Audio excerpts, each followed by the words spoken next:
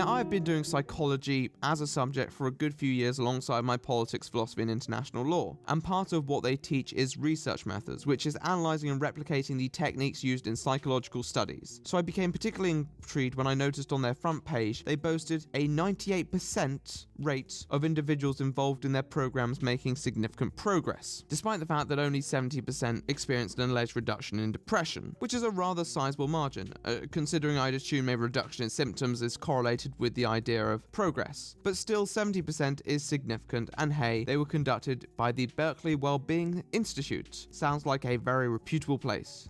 Am I right or am I right? I mean, how could I be wrong? I'm the right opinion. So I decided to take my expertise and investigate this study a bit more closely. After all, these are some pretty noteworthy bragging rights. And there were 2 studies. 2! Not just 1. So let's have a look at them and break them down and see if we can find any little mistakes. Now, what may stand out to some people straight out the gate is the gynocentrism,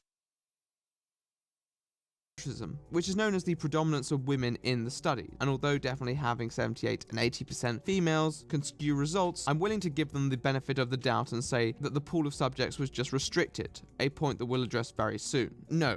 What immediately struck me was how they restricted the participants in the results to individuals who have been clients of BetterHelp for 3 months and 2 weeks at least, which will immediately skew results as it's a significant amount of time, and a high majority of people who aren't dissatisfied with the treatment they're receiving will have dropped out before then. Participant dropout is a considerable problem with any study. However, with an overwhelming majority of research, normally any study will explain how the sample of individuals were taken. For example, if they put out an ad in a newspaper. There is no clarification in this study, so I cannot possibly comment on the validity of the assemblance of such individuals. If these people were already intent on signing up to BetterHelp, then you're skewing the study group's decisions. Now, that may not be the case, but there is no comment on such, so how can I compare? And although they do comment on the participant dropouts, they do not clarify how many participants dropped out, which is extremely suspicious. If they ran this study from day one like they claimed, they should have clear statistics on the number of people who exited the study. As they took questionnaires at the start, this should have been easy, and they need to include this because, to provide an example, if 90% of participants dropped out citing ineffectiveness of the therapy, then the 70% of the 10% left who experienced decreased depression symptoms, it wouldn't mean jack shit. I highly doubt it's anything like 90% dropout, for your information, but they have to include that statistic. Otherwise, I find the contents of this study completely invalid.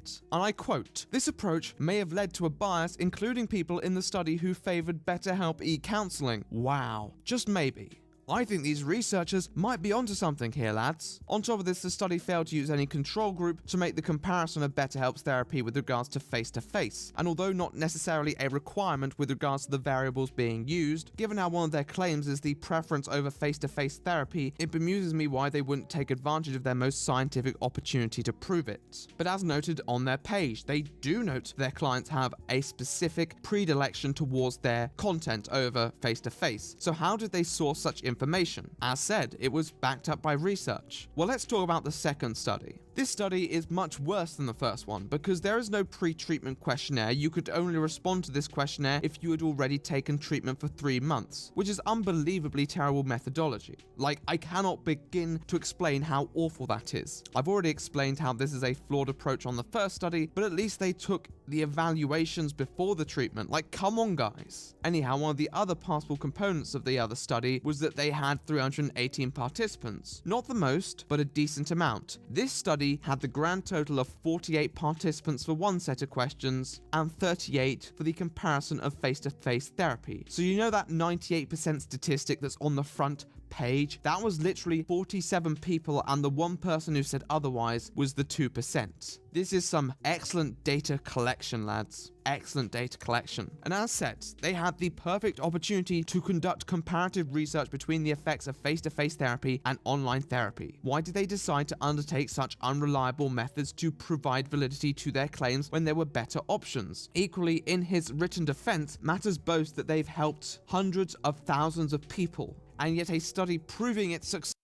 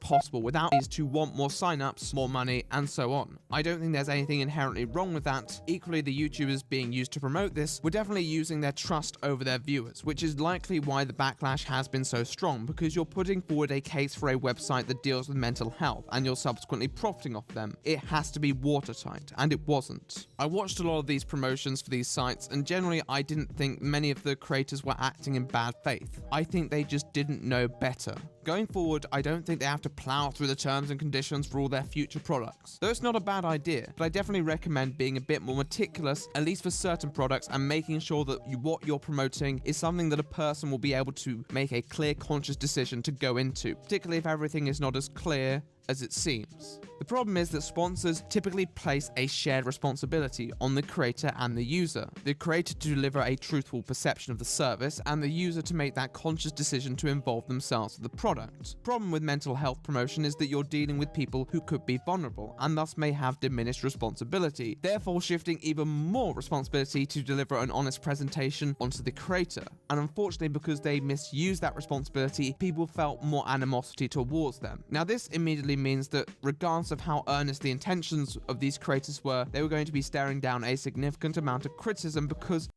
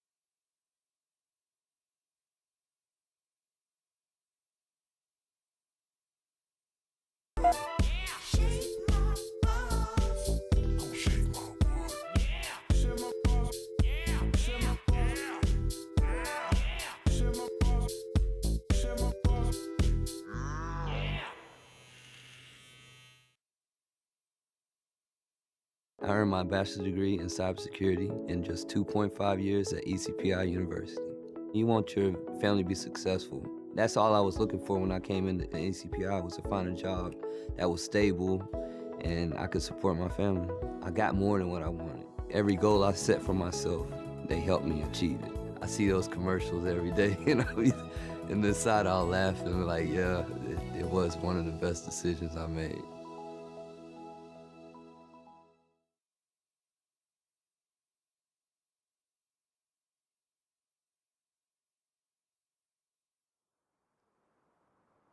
Well, you can run on for a long time, run on for a long